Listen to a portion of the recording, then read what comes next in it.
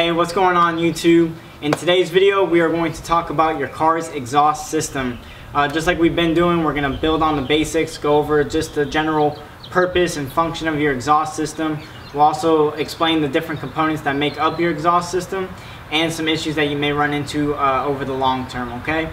This video is going to be really good for you just to help break down the different components of it and your understanding of how they all function. So if you've ever had to replace some of the parts, the faulty parts, or if you're looking to upgrade some parts, just to increase your understanding on what you're looking at and getting yourself into. All right, so the overall function of your exhaust basically comes down to the way that I like to explain it. It's kind of like how we breathe as humans. You inhale and you exhale.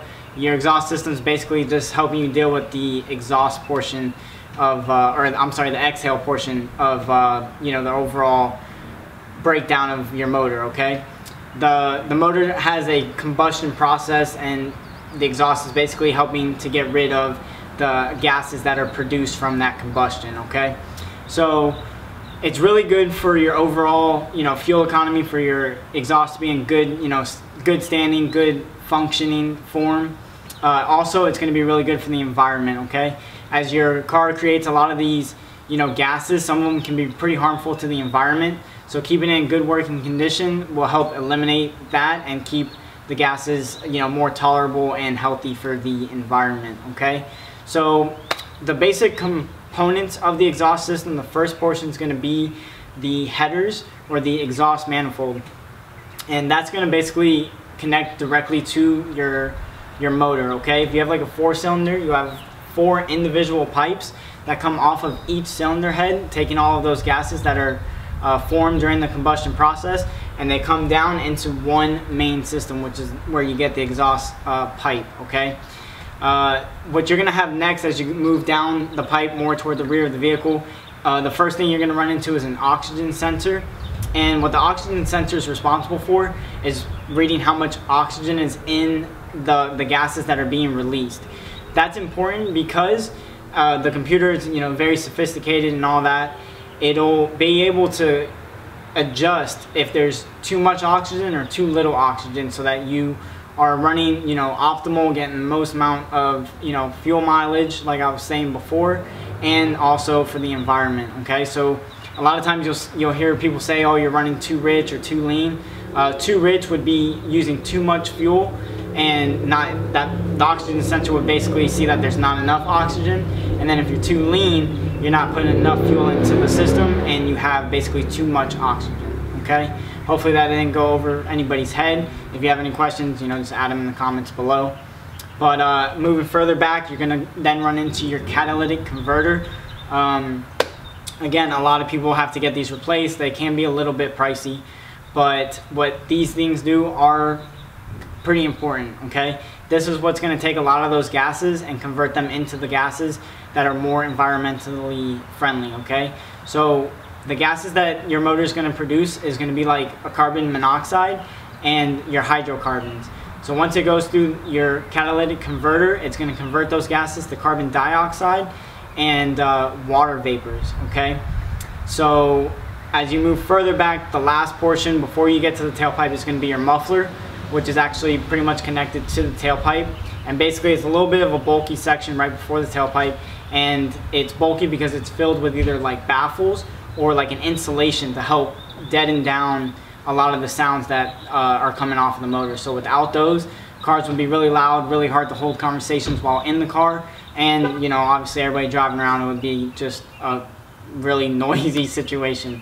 So that's basically the breakdown, very basic like we've been doing. If you have any questions about the different components, just add it in the comments below and we can talk about it and make sure that you get a better understanding on it. Okay, the last thing I want to cover are some issues that you may run into. The first is obviously your oxygen cylinder goes bad. We kind of described the function. They're not that expensive and they are pretty important. So if you're having any issues, that may be something to look into. The other is your catalytic converter. A lot of times what happens to these is they get clogged. So it's almost, it's like you wouldn't be able to exhale properly, which isn't, for us humans it's not good, and for our cars it's not good. So by replacing those, it helps just, the flow, helps break down all of the gases that are being expelled into the environmentally friendly gases, okay? And then the last part, which is probably the most relevant, depending on the type of metal that your exhaust system is made out of, you're gonna run into some issues with rust. I have, just as an example, this piece, I don't know if you can really see it, just full of rust. Over time, the metals will start to turn. Two common factors for that happening. The first is for all of you up north, as you throw salt on the snow to help melt the snow down, as you're driving, it gets kicked up on the undercarriage of your car, and if it's attaching to the metals, then you get the rust, okay? The other one that's not as common, and I think would probably find interesting, is if you're having frequent short trips, you will, as your catalytic converter is converting your vapors into that water vapor, if you're not taking a long enough of a trip, your exhaust system's not going to heat up enough to burn off those water vapors. So when you're taking short trips, that water vapor accumulates and is unable to burn off, and then just sits within your exhaust system, within the pipes.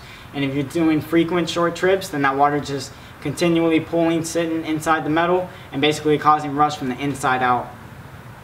It's important to not have this, because as the rust continues to spread, you can have holes in your exhaust system, which then leads you at a risk of having those vapors actually come into the cabin, where your passenger compartment, I should say, where you're driving, okay? And obviously you don't want to be smelling those things every time you're driving. So very important to keep an eye on. If you run into issues, do yourself the favor. It's going to help with the fuel economy, with the environment, and of course, most importantly, your safety. All right, so that's all I got for this video. If you like the video, let me know by hitting the thumbs up. If you like the channel, don't forget to subscribe, and also add your comments. I love the feedback, and finding out what else you guys want to learn about. So thank you guys for your time, and I'll catch you on the next video.